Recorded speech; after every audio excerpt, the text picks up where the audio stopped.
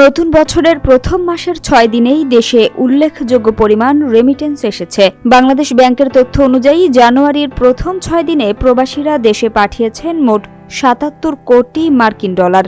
এতে প্রতিদিন গড়ে রেমিটেন্স এসেছে প্রায় ১২ কোটি ৮৩ লাখ ডলার।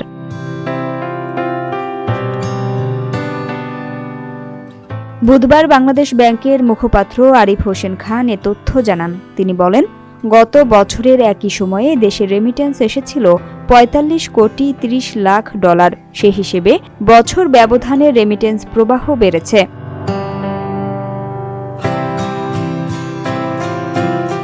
বাংলাদেশ ব্যাংকের মুখপাত্র আরও বলেন, শুধু ৬ জানুয়ারি একদিনেই প্রবাসীরা দেশে পাঠিয়েছেন ১৬ কোটি ৬০ লাখ ডলার। চলতি অর্থবছরের জুলাই থেকে ৬ জানুয়ারি পর্যন্ত মোট রেমিটেন্স এসেছে ১,৭০৩ কোটি ৫০ লাখ ডলার, যা আগের বছরের একই সময়ের তুলনায় ১৯.৭০% বেশি।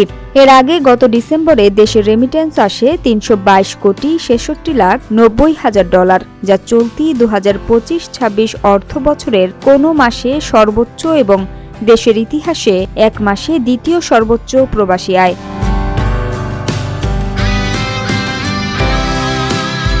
এদিকে ২০২৪-২৫ অর্থবছর জুড়ে প্রবাসীরা দেশে পাঠিয়েছেন মোট ৩০.৩২ বিলিয়ন ডলার, অর্থাৎ ৩,০৩২ কোটি ৮০ লাখ মার্কিন ডলার, যা দেশের ইতিহাসে কোনো এক অর্থবছরে সর্বোচ্চ প্রবাসী আয়ের রেকর্ড।